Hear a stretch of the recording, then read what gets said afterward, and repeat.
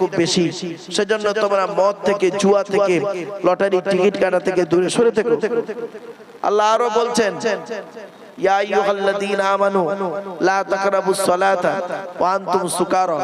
আল্লাহ পাক কোরআনে বলছেন, হে ঈমানদার বান্দাগণ, চক্রবৃদ্ধি তোমরা মদ্যপ্ত অবস্থায়, নেশাগ্রস্ত অবস্থায় নামাজের ধারে বাড়ি যেও না। আরো নবীজি বললেন, কুল্লু মুস্কিরিন হারাম, প্রত্যেকটা নেশাদ্রব্য যেটা মস্তিষ্কের বিকৃতি ঘটায় সেটা হলো হারাম। তাই আমি আপনাদেরকে অনুরোধ করে বলে যাচ্ছি, মদ খাওয়া থেকে পরহেজ করুন। অনেক মানুষ আছে বাংলা মদ খায় না, ইংলিশ মাল খেতে খুব ভালোবাসে। ইংলিশ মাল খেতে খুব ভালোবাসে। শুনে রেখে দিন, মদের এপিঠ ওপিঠ দুপিঠ হারাম। মদকে আল্লাহ হারাম করেছে। আল্লাহ কোরআনে বলছেন, বান্দা শোন, তোরা যদি মদ না খাস, আমি আল্লাহ ওয়াদা করছি জান্নাতের ভিতরে 4টে নদী রেখেছি। 1 নম্বর নদীর নাম পানির নদী, মাসারুল জান্নাতিল্লাতী ওয়াইদাল মুত্তাকুন ফিহা আনহারুম মিন মাইন গায়রি আসিন ওয়া আনহারুম মিন লাবানিন লাম ইয়াতাগায়্যার তা'আমুহু ওয়া আনহারুম মিন খামরিন লাযযাতিন লিশ-শারিবিন ওয়া আনহারুম মিন আসলিন মুসাফফা ওয়া লাহুম ফিহা মিন কুল্লিস সামারাত। সূরা মুহাম্মাদের 15 নম্বর আয়াতে আল্লাহ পাক বলে দিলেন যে জান্নাতের ভিতরে 4টে নদী রয়েছে। যারা পৃথিবীতে ভালো ভালো কাজ করবে, আল্লাহর উপরে 100% ঈমান আনবে, তাদের ঠিকানা হলো জান্নাত।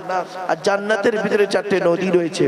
1 নম্বর নদীর নাম হলো পানির নদী, 2 নম্বর নদীর নাম হলো দুধের নদী, দুনিয়ার পানি দুনিয়ার দুধের উল্টো দুধ পানি। 3 নম্বর নদীর নাম হলো মধুর নদী, দুনিয়ার মধুর উল্টো মধু। 4 নম্বর নদীর নাম হলো মদের নদী, দুনিয়ার মদের পুরোপুরি উল্টো মদ। এরপরে আল্লাহ বলছেন, প্রকাশ্য হারাম, সুদ কারবার প্রকাশ্য হারাম, মদ, জিনা প্রকাশ্য হারাম, ঘুষ খাওয়া, এগুলো প্রকাশ্য। কিছুটা গোপনে হয়, কিছুটা প্রকাশ্যে হয়। জিনাটা গোপনে হয়, বাকিগুলো সব প্রকাশ্যে হয়। এজন্য আল্লাহ পাক কোরআনে বললেন, হারাম কি? লা তাকরাবুল ফাওয়াহিশা মা যাহারা মিনহা ওয়া মা বাতান। আল্লাহ পাক বললেন, প্রকাশ্য অপ্রকাশ্য খারাপ কাজের দিক থেকে দূরে সরে থাকো, এটা হারাম। 5 নাম্বার হারামটা কি? লা তাকতুলুন নাফসাল্লাতী হারামাল্লাহু ইল্লা বিল হাক্কি যালিকুম ওয়াসাকুম বিহি লাআল্লাকুম তাআকিলুন। আল্লাহ পাক 5 নম্বর হারামটা কি বললো জানেন? আল্লাহ পাক 5 নম্বর হারামটা বলেছেন, সন্তান হত্যা করা তো দূরের কথা, মানুষ হত্যা করা। অন্যায় ভাবে যদি কেউ কাউকে হত্যা করে, লাঠির বল, পাটির বল, বিভিন্ন বল দেখিয়ে যদি কাউকে হত্যা করে, এর জবাব কিন্তু আপনাকে দিতে হবে। খবরদার নয় বাপেরা, মানুষকে হত্যা করবেন না, অন্যায় ভাবে কাউকে হত্যা করবেন না। আল্লাহ যাকে হত্যা করতে বলেছে তাকে শরীয়ত সম্মত হত্যা করা হবে। কিন্তু আপনি নিজের থেকে করলেন কি? একজন মানুষকে মার্ডার করে দিলেন, হত্যা করলেন। মনে রাখবেন, হত্যা করলে কিন্তু আপনাকে কতল হতে হবে। আল কতলু বিল কতল, এটা মাথায় যেন থাকে। এরপরে আল্লাহ পাক বললেন, বান্দা শোন, 5 নাম্বার হারাম জিনিসটা হয়েছে। এবার 6 নাম্বার হারামটা কি? লা তাকরাবু মালাল ইয়াতীমি ইল্লা বিল্লাতী হিয়া আহসান। আল্লাহ পাক বলছেন, ইতিমের মাল খেও না। ইতিমের মাল ভক্ষণ করা হলো হারাম।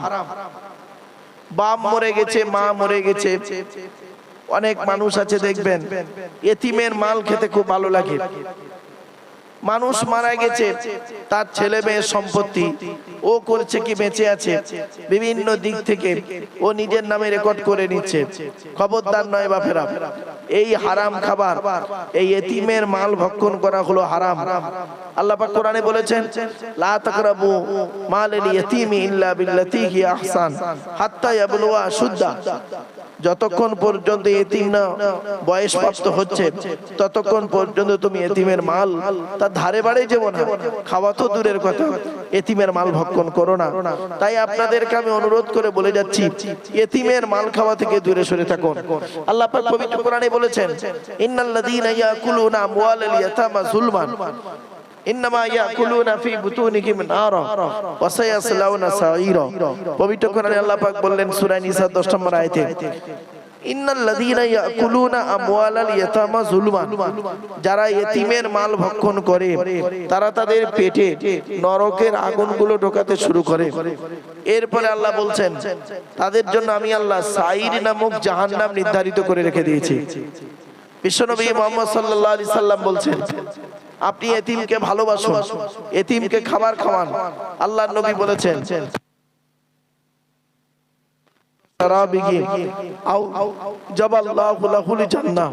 আল্লাহর নবী বলেন কোন ব্যক্তি যদি কোন এতিমকে খাবার খাওয়ায়, কোন ব্যক্তি যদি এতিমকে পানি পান করায়, আউজাবাল্লাহু লাহুল জান্নাহ, ওই ব্যক্তির জন্য জান্নাত ওয়াজিব হয়ে যায়। আমার বাপেরা বাড়ি থেকে একটু ভাববেন, এতিমের প্রতি সদয় হন।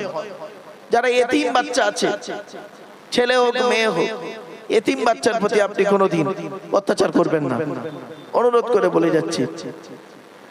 এরপরে হারামটা কি? 7 নম্বর হারামটা হচ্ছে আউফুল কাইলা ওয়াল মিজানা বিল কিসতি।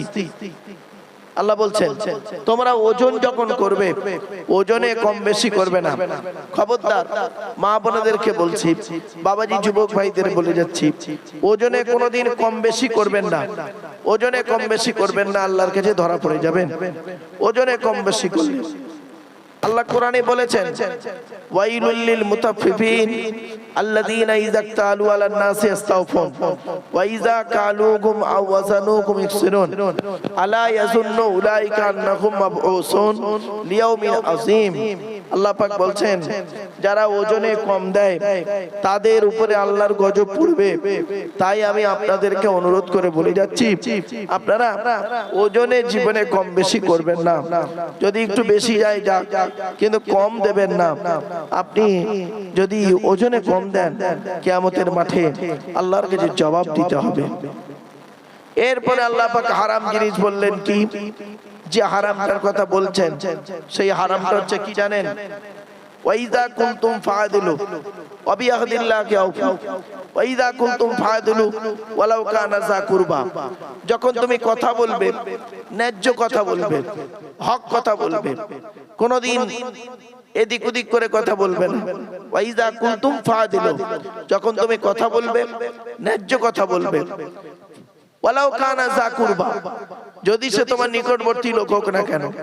আপনার বাপ অন্যায় করেছে, আপনি বাড়িতে রয়েছে, বাপের যদি অন্যায় হয় আপনাকে প্রকাশ্যে বলতে হবে আব্বা তুমি অন্যায় করেছো। মায়ের যদি অন্যায় হয় মাকে বলবেন যে মা তোমার এটা ভুল হয়েছে। স্ত্রীর যদি অন্যায় হয় স্ত্রীকে বলবেন স্ত্রী তোমার এটা অন্যায় হয়েছে, ভুল হয়েছে। আপনারও যদি অন্যায় হয় বিবেক যদি বলে স্বীকার করে নেবেন। ওয়াইজা কুনতুম ফাদিলু ওয়ালাউ কানা যা কুরবা। মনে রাখবেন ন্যায় বিচারকারীকে আল্লাহ ভালোবাসেন। ন্যায় বিচারকারীকে আল্লাহ পাক পবিত্র কোরআনে বলছেন, এই আয়াতের তাফসীরে বলা হয়েছে ওয়া ইন তাইফাতানি মিনাল মুমিনিনা ইকতাতালু ফাসলিহু বাইনাহুমা ফাইন বাগাত ইহদাহুমা আলাল উখরা ফাকাতিলুল লাতী তাবগী হাত্তা তাফিগা ইলা আমরিল্লাহ ফাইন ফাআত ফাসলিহু বাইনাহুমা বিল আদলি ওয়া আকসিতু ইন্নাল্লাহা ইউহিব্বুল মুকসিতিন। সূরা হুজরাতের মধ্যে আল্লাহ পাক বললেন দুই গোত্র যদি মারামারি করে, দুই ব্যক্তি যদি মারামারি করে, তুমি যদি তাদের মাঝে দাঁড়িয়ে যাও, তুমি তাদেরকে ন্যায় বিচার করে দেবে, সঠিক মীমাংসা করে দেবে। কেন? ন্যায় বিচারকারীকে আল্লাহ ভালোবাসে। জোরে বলুন সুবহানাল্লাহ। 1 ঘন্টা ন্যায় বিচার করা 60 বছর ইবাদতের সমতুল্য। মনে রাখবেন 1 ঘন্টা ন্যায় বিচার করা 60 বছর ইবাদতের সমতুল্য। আপনি ন্যায় বিচার করতে শিখুন। আপনি তো ন্যায় বিচার করতে পারেন না। আপনারা জলসা শোনেন, জলসা দেন, কিন্তু ন্যায় বিচার করতে পারেন না। আপনাদেরকে আমি অনুরোধ করে বলে যাচ্ছি বাপ, ন্যায় বিচার করুন। যে কোনো ক্ষেত্রে ন্যায় বিচার করুন। যখনই ন্যায় বিচার থাকবে তখন আল্লাহর রহমত সেখানে নাজিল হবে। মনে রাখবেন যে বিচারক ন্যায় বিচার করে আল্লাহ তাকে অত্যন্ত ভালোবাসে। জোরে বলুন সুবহানাল্লাহ। কিয়ামতের মাঠে 3 শ্রেণীর লোকের বিচার হবে। প্রথম 1 নাম্বার হলো বিচারকদের বিচার হবে প্রথম। বিচারকদের বিচার হবে প্রথম। একজন বিচারককে আল্লাহ ডেকে বলবে এদিকে আয়, তোকে আমি বিচারক করে পাঠিয়েছিলাম, কি বিচার করেছিস বল। ওই ব্যক্তি তখন বলবে আল্লাহ তোমাকে খুশি করার জন্য ন্যায় বিচার করেছি। আল্লাহ বলবেন কাজ্জাবতা, তুই মিথ্যা কথা বলছিস। মনে আছে তোর দলের লোকটা অন্যায় করেছিল, তুই তাকে জামিন দিয়ে আনলি, আর বিরোধী পক্ষ অন্যায় করেনি, জোর করে জেল খাটিয়ে মারলি, এখানে আর তোর কিছু নেই, গো টু দা হেল, সোজা জাহান্নামায় ঢোক। 2 নম্বর লোকটার বিচার হবে, একজন পয়সাওয়ালা লোকের বিচার হবে। আল্লাহ বলবেন এদিকে আয়, তোকে আমি অর্থ দিয়েছিলাম, টাকা পয়সা কোথায় ব্যয় করেছিস হিসাব দে। সেই সময় লোকটি বলবে আল্লাহ তোমাকে খুশি করার জন্য আমি খুব দান খয়রাত করেছি। আল্লাহ বলবেন কাজ্জাবতা, মিথ্যাবাদী, মনে আছে যেখানে দান করার দরকার ছিল সেখানে তুই দান করিস না, সেখানে দান না করে তুই কি করেছিস, উল্টা আরো বাজে বাজে কথা বলেছিস। আর যেখানে দান করার প্রয়োজন ছিল না, বাজে কাজে তুই টাকা পয়সা বেশি দিয়ে নিজের সম্মান পাওয়ার লোভে দান করেছিলিস, মনে আছে, এখানে আর তোর কিছু নেই, গো টু দা হেল, সোজা জাহান্নামায় ঢোক। এজন্য বাপেরা এটা মাথায় রাখুন। 3 নাম্বার হলো একজন আলেমের বিচার হবে, আলেমের বিচার হবে, বক্তার বিচার হবে। আল্লাহ বলবে আব্দুল্লাহ গিল মারুফ এদিকে আয়, তোকে আমি জ্ঞান দিয়ে পাঠিয়েছিলাম, কি ওয়াজগুলো করেছিলিস বল। আমি তখন বলবো মার খাওয়ার ভয় আল্লাহ, কালিকা কুন্ডু গ্রামের লোকেরা আমাকে দাওয়াত করে নিয়ে গিয়েছিল, আমি সেখানে তোমার কোরআনের পারা নাম্বার পৃষ্ঠা নাম্বার ধরে বুঝিয়েছি ওদেরকে। আল্লাহ বলবেন কাজ্জাবতা, মিথ্যাবাদী, তুই এজন্যই ওয়াজ করতি পাশের গ্রাম থেকে একটা জলসা দাওয়াত যাতে বেড়ে যায় সেজন্যই তুই ওয়াজ করছিলিস। তুই যদি তোর মনে নেই ওই প্যান্ডেলের তলায় যারা বসেছিল নারী এবং পুরুষ উভয়, ওদের মধ্যে কত সুদখোর, ঘুষখোর, ব্যভিচার, কত বৌমা বসেছিল, শ্বশুর শাশুড়ি অত্যাচার করত, ওই একবারও তো তাদের বিরুদ্ধে কথা বললি না। কত শ্বশুর শাশুড়ি বসেছিল বৌমাকে অত্যাচার করত, ওই তাদের বিরুদ্ধে কিছু বললি না। কত পিতা ছিল ছেলে মেয়েকে সম্পত্তি থেকে বঞ্চিত করে অত্যাচার করেছে, ওই তাদের বিরুদ্ধে তো বললি না। কত ছেলে ছিল পিতা মাতাকে অত্যাচার করেছে, কোন ননদ ছিল ভাবিকে অত্যাচার করেছে, কত ভাবি আছে ননদের অত্যাচার করেছে, ওই একবারও তুই এসব কথা বললি না। ও যাতে করে তোর একটা জলসা দাওয়াত বাড়ে, এই জন্য তুই ওদের মন জয় করে ওয়াজগুলো করেছিলিস। আয়, এখানে আর তোর কিছু নেই, গো টু দা হেল, সোজা জাহান্নামায় ঢোক। আমার বাপেরা, কবরে আমার শুতে হবে, আপনাদেরও কবরে শুতে হবে, জবাব কিন্তু আপনারও দিতে হবে, আমারও দিতে হবে। আপনি আপনার জবাব দেওয়ার জন্য তৈরি হয়ে যান, আমি আমার জবাব দেওয়ার জন্য প্রস্তুত আছি। মনে রাখবেন বাপেরা, কবরে জবাব দিতে হবে প্রত্যেকেই, যাই করুন না কেন। এরপরে আসছি নেক, এই জন্য হাক্কানি আলেমের সঙ্গে থাকবেন, হাক্কানি আলেমদের সঙ্গে ওঠা বসা করবেন। আপনাদের এলাকায় হাক্কানি আলেম আছে, ইমাম সাহেবরা আছে, তাদেরকে সম্মান করবেন। আর একটা কথা বলি, মসজিদে নামাজ সহি করতে গেলে ইমামের মাইনে বেশি করে দেবেন, ইমামের মাইনে বেশি করে দেবেন। যে মসজিদে ইমামের মাইনে কম, ওই মসজিদের মুসল্লিদের নামাজ আল্লাহর দরবারে কবুল হওয়া খুব মুশকিল আছে, বাস্তবটাই বললাম। একটা ব্যক্তির সংসার চলতে গেলে, স্বামী স্ত্রী ছেলে মেয়ে পিতামাতা 6 জনের সংসার চলতে গেলে এই বর্তমান দ্রব্যমূল্যের বাজারে কমসে কম 15,000 টাকা লাগে। আপনার সংসারে যদি 15,000 টাকা না চলে, তাহলে একটা ইমাম সাহেবের 6,000 টাকায় চলে কি করে? আপনারা ইমামদের মাইনে কম করে দেন কেন? ধরুন এই কালিকাকুন্ড গ্রামে কত লোকের বাস ভাই, কত লোক বাস করে? প্রায় 500 লোক, 500 লোক বাস করে। ধরি 500 ঘর আছে, 500 লোক। এক একটা বাড়ি থেকে যদি মাসে 100 টাকা করে আল্লাহর ঘরে দেয়, কত হবে বাবা? 50,000 টাকা। কত? 50,000 টাকা। সেখানে ইমামের মাইনে দিতে 20,000 টাকা কষ্ট হবে? আপনারা তো তা করেন না। আমি আপনাদের সুখের দিনের বন্ধু, আর ইমাম সাহেবরা হলো আপনাদের সুখ দুঃখের বন্ধু। খারাপ সেন্স নেবেন না। আমি হলাম আপনাদের সুখের দিনের বন্ধু। আপনারা চাঁদা তুলে জলসা দিচ্ছেন, আমি ওয়াজ করলাম, ব্যাস, এটাও সুখের দিনের বন্ধু।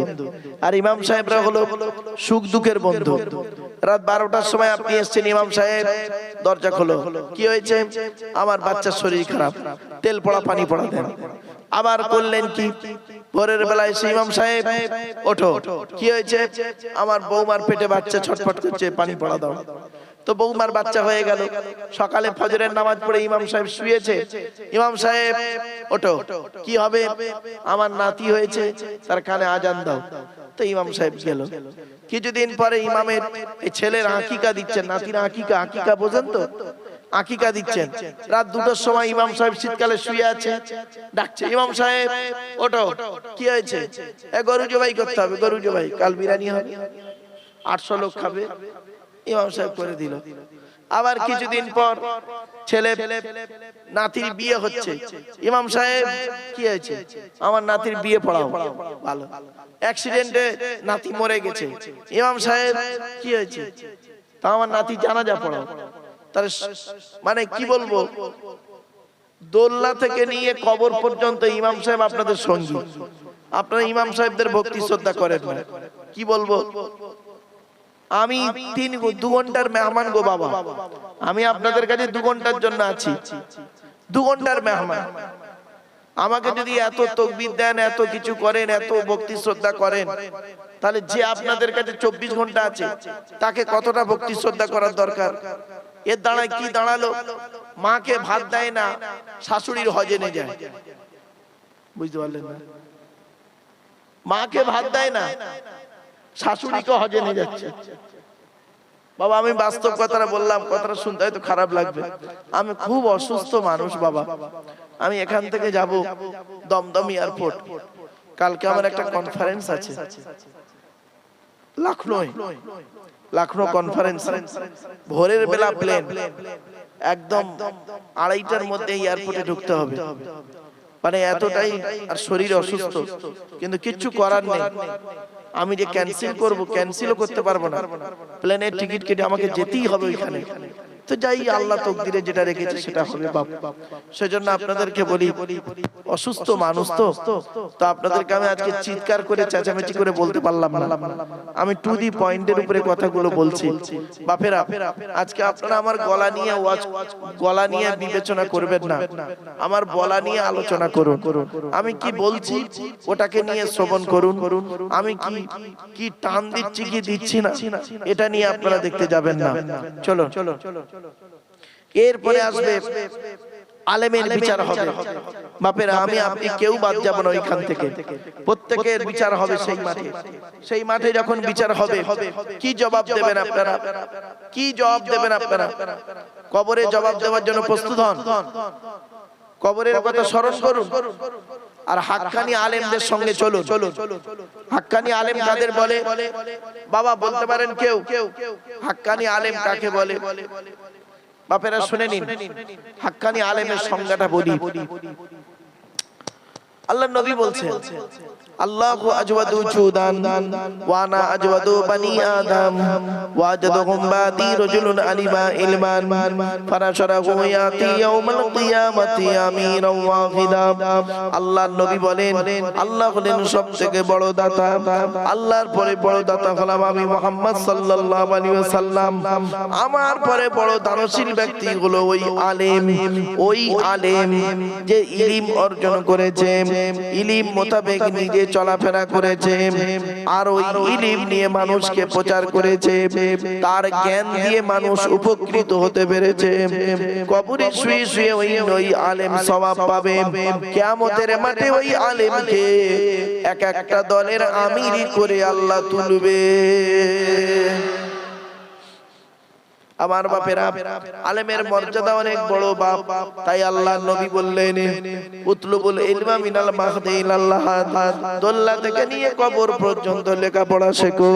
কোরআনের প্রথম বাক্য হলো পড়াশোনা করো। এ মুসলমানের বাচ্চা এরা লেখাপড়া করে না, তাই অনুরোধ করে বলে যাচ্ছি, হাতে ধরে পায়ে ধরে বলে গেলাম, আলেমদের সোহবতে থাকুন, হাক্কানি আলেমদের পাশাপাশি থাকুন। হাক্কানি আলেমরা যেটা বলে মনোযোগ করে শ্রবণ করুন।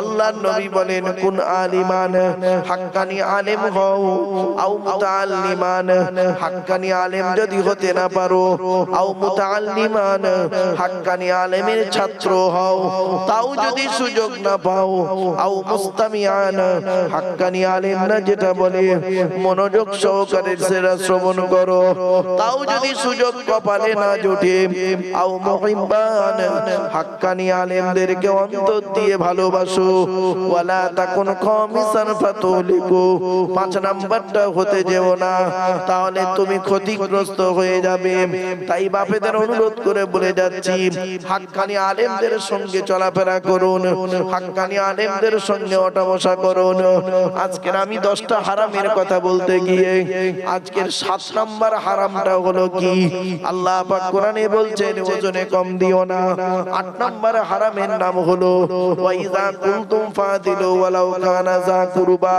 তুমি যখন কথা বলবে ন্যায্য কথা বলবে সে তোমার নিকটবর্তী লোক হোক আর যাই হোক মনে রাখবেন বাপ যদি অন্যায় করে খবরদার বাপকে ন্যায় বলে প্রমাণ করতে চেও না বাপেরা যেটা ন্যায় ন্যায় অন্যায় অন্যায় এরপরে আসছি 9 নাম্বারটা হলো ওয়াবিয়াহদিল্লাহি আউফু তোমরা যদি ওয়াদা করো ওয়াদাকে কোনোদিনই খেলাফ করো না ওয়াদাটাকে ভঙ্গ করো না ওয়াদাকে পূর্ণ করবে বাপেরা অনুরোধ করে বলে গেলাম ওয়াদা খেলাফকারী হলো মুনাফিক মুনাফিকের নিদর্শন হলো 3টি বা 4টি আয়াতুল মুনাফিকিনা সালাসুন ইযা হাদাসা কাযাবা যখন সে কথাবার্তা বলবে মুনাফিক কথায় কথায় মিথ্যা কথা বলবে ওয়াইজা ওয়াদা ফাকালাফা ওয়াদা করলে খেলাফ করবে ওয়াইজা তুমিনা ফাখানা আমানত রাখলে খেয়ানত করবে শুনে রেখে দিন আমানত শুধু ছেলে হয় না আমানত শুধু টাকা হয় না আমানত ব্যক্তি হয় বস্তু হয় টাকা হয় কথা হয় ধরুন আমি একটা কথা ভাইকে বললাম যে ভাই আপনি আমার কথাটা গোপন রাখবেন আমানত রাখবেন ভাই কথাটা আমানত না রেখে অন্যকে বলে দিল আমানতের খেয়ানত হলো এজন্য কোনোদিন কারোর পেটের কথা কাউকে বলবেন না কারোর পেটের কথা কাউকে বলতে যাবেন না অনেক মানুষ এমন আছে দেখবেন বন্ধু বন্ধু সম্পর্ক অনেক কথা পেটের কথা বলেছে ও সহ্য করতে না পেরে ঝগড়া হয়েছে ও লোককে ওটাকে বলে বলে বেড়াচ্ছে শুনে নাও তুমি তোমার পেটের কথা যদি বন্ধুর কথা যদি গোপন রাখো আল্লাহ পাক তোমার জীবনের মনের কথা পাপগুলো আল্লাহ গোপন রেখে দেবে জোরে বলুন সুবহানাল্লাহ আমার বাপেরা সেজন্য আমি আপনাদেরকে অনুরোধ করে বলে যাচ্ছি আমানত শুধু টাকা হয় না টাকা আমানত হয় ব্যক্তি আমানত হয় বস্তু আমানত হয় কথা আমানত হয় এজন্য আমানতের খেয়ানত করবেন না আমানতের খেয়ানতকারী হলো জাহান্নামী হলো মুনাফিক আর মুনাফিকের ঠিকানা কোথায় জানেন কোরআনে আল্লাহ পাক বলছেন মুনাফিকদের অবস্থাটা কি আল মুনাফিকুনা ওয়াল মুনাফিকাতু বা'দুহুম মিন বা'দ ইয়া'মুরুহুম বিল মুনকারি ওয়া ইয়ানহাউনা আনিল মারুফ মুনাফিকদের কাজ হলো কি জানেন ভালো কাজে নিষেধ করবে ভালো ভালো কাজ করতে গেলে মুনাফিকরা নিষেধ করবে আর খারাপ কাজগুলোতে মুনাফিকরা বলবে করো করো করো করো করো করো মুনাফিকদের নিদর্শন আর মুনাফিকদের ঠিকানা কি ইন্নাল মুনাফিকিনা ফিদ দারকিল আসফালি মিনান নার মুনাফিকদের ঠিকানা হলো জাহান্নাম সবথেকে নিকৃষ্ট জায়গা হলো মুনাফিকরা থাকবে তাই বাপেরা ওয়াদা করলে কোনোদিন খেলাফ করবেন না ওয়াদা করলে কোনোদিন খেলাফ করবেন না ওয়াদা খেলাফকারী হলো জাহান্নামী আমার বাপেরা চলুন এবার এগিয়ে যাচ্ছি 10 নম্বর হারামটা কি আল্লাহ বলছেন সুম্মা আতাইনা মূসাল কিতাবা তামামান আলা হাসরা তাফসীরান লিকুল্লি শাই ওয়া হুদা ওয়া রাহমাতান লিকাওমিন ইয়াত্তাকুন আল্লাহ পাক বলছেন এই যে কথাগুলো আমি আল্লাহ বললাম এই যে কথাগুলো আমি আল্লাহ বললাম এই কথাগুলো তোমরা অনুসরণ করবে দালিকুম ওয়াসাকুম বিহি লাআল্লাকুম তাযাক্কারুন ওয়া আন্না হাযা সিরাতি মুস্তাকিমান ফাত্তাবিউহু এইটা আল্লাহ নবী করলেন কি একটা রেখা টানলেন রেখা টেনে বললেন এদিকে একটা রেখা টানলেন আর মাঝখানে সোজা রেখাটাকে বললেন এটাই হলো আমার রাস্তা এটাই হলো আমার রাস্তা সোজা সরল রাস্তা সোজা সরল রাস্তা তাই আমার মা বোনেদের বলি বাবাজি যুবক ভাইদের বলি সোজা সরল রাস্তায় চলো সোজা সরল রাস্তায় চলো ওয়ান হাদা সিরাতি মুস্তাকিমান ফাত্তাবিউহু আল্লাহ বলে সোজা সরল রাস্তাটা হলো কি এই রাস্তাকে অনুসরণ করো وأن هذا الصراط مستقيما فاتبعوه ولا تتبعوا السبل বিভিন্ন পথ অবলম্বন করো না ফাতাফাররাকা বিকুম আন সাবিলি আর তার রাস্তা থেকে তোমরা পৃথক হতে যেও না তাহলে তোমরা ফেঁসে যাবে তাই আপনাদেরকে আমি অনুরোধ করে বলে যাচ্ছি বাবা এই 10টা হারামকে আপনারা ফলো করুন দেখবেন ইহকালে শান্তি পাবেন পরকালে জান্নাত পাবেন জোরে বলুন আল্লাহুম্মা আমিন আল্লাহ যেন আমাদের এই 10টা হারাম কাজ থেকে দূরে সরে থাকতে তৌফিক দান করে বলুন আল্লাহুম্মা আমিন একবার দরুদ শরীফ আল্লাহুম্মা সাল্লি আলা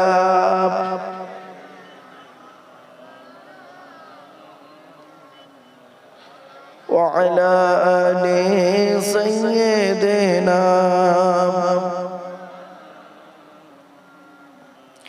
এসো তোমরা ইসলামে হবে যে উজালা মক্কা মদিনা নবী কামলিওয়ালা আল্লাহুম্মা সাল্লি আলা সাইয়্যিদিনা মাওলানা মুহাম্মদ ওয়া আলা আলি সাইয়্যিদিনা মাওলানা মুহাম্মদ আমার বাপেরা আল্লাহর কোরআন নবীর হাদিস মোতাবেক জীবন যাপন করুন আল্লাহ পাক কোরআনে যা যা বলেছেন সেইগুলোকে গ্রহণ করে নিন আর নবী যেগুলো বলেছেন সেগুলোকে গ্রহণ করুন আল্লাহ পাক কোরআনে বললেন মা আতাকুমুর রাসূলু ফাকুযুহু ওয়া মা নাহাকুম আনহু ফান্তাহু আল্লাহ পাক বললেন বান্দারে নবী যেটা বলে ওটাকে গ্রহণ করে নিন নবী যেটা থেকে দূরে সরে থাকতে বলে ওটা থেকে